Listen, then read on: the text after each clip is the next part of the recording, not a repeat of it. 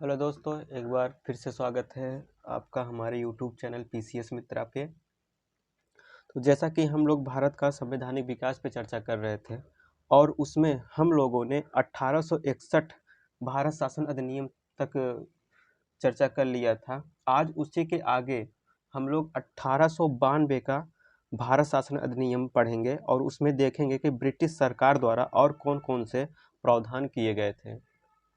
तो पहले हम ये जान लेते हैं कि भारत शासन अधिनियम 1892 लाने का कारण क्या था, कि इसमें मतलब इससे क्या कौन सी वजह थी जो भारत शासन अधिनियम 1892 लाया गया।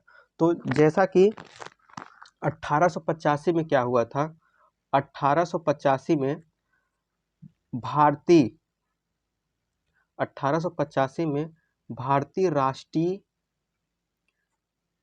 कांग्रेस की स्थापना हुई थी। भारतीय राष्ट्रीय कांग्रेस की स्थापना हुई थी 1885 में। और ये भारतीय राष्ट्रीय कांग्रेस और भारतीय जनता भारतीय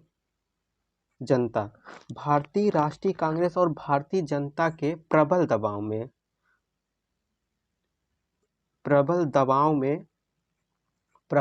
में आकर जो ब्रिटिश सरकार थी, ब्रिटिश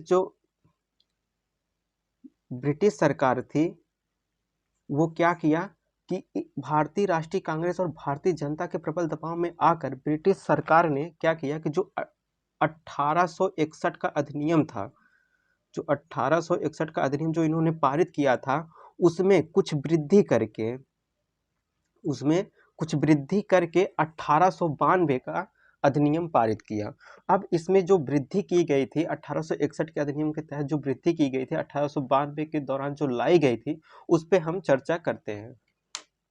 तो हम ये देखते हैं कि 1892 के तहत जो वायसराय की कार्यकारिणी थी, मतलब 1892 के तहत वायसराय की जो कार्यकारिणी थी, इसमें जो गैर सरकारी सदस्य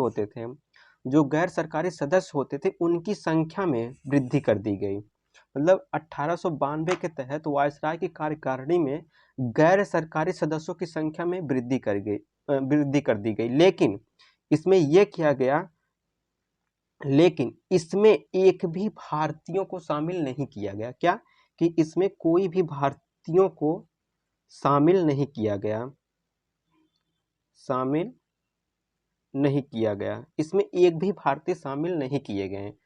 फिर इसका जो वार्षिक बजट, मतलब जो वार्षिक बजट पारित होता था, जो वार्षिक बजट लाया जाता था, 1892 के तहत भारतीयों को वार्षिक बजट पर बहस करने का अधिकार मिला।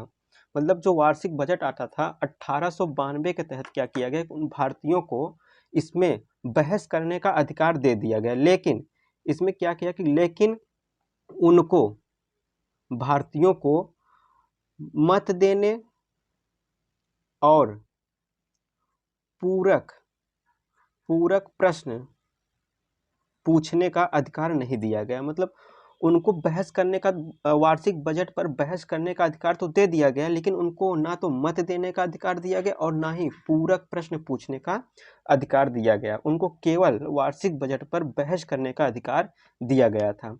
फिर इसके बाद जो प्रांतीय विधानसभाएं थी, मतलब जो प्रांतीय विधानसभा होती थी, उसमें कुछ सदस्यों को मनोनीत होकर आने लगे। उसके जो कुछ सदस्य होते थे, उसमें से कुछ सदस्यों को मनोनीत होकर आने। मनोनीत कहाँ से होते थे? तो कुछ जिला परिषद से, कुछ नगर पालिका से, कुछ विश्वविद्यालय से, कुछ व्यापार संघ से और कुछ जमींदारों से मनोनीत होकर आने लगे। और हम यह भी कह सकते थे कि ये जो मनोनीत होकर आने लगे, यहीं से क्या हुआ कि यहीं से भारत में अप्रत्यक्ष निर्वाचन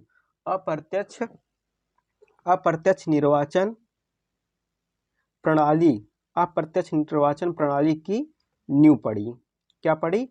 नींव पड़ी। यहीं से जो प्रांतीय विधानसभा कुछ सदस्य मनोनीत होकर आने लगे, यहीं से भारत में अप्रत्यक्ष निर्वाचन प्रणाली की नींव पड़ी। फिर इसमें क्या हुआ कि जो इस अधिनियम के तहत, मतलब इस अधिनियम के तहत 1892 के अधिनियम के तहत या अधिनियम के द्वारा प्रतिनिधि सरकार की भी नींव पड़ी। द्वारा 1892 में जो प्रावधान किए गए थे, उस पे हम लोगों ने आज चर्चा किया है। अब अगली वीडियो में हम 1909 के भारत शासन अधिनियम पर चर्चा करेंगे।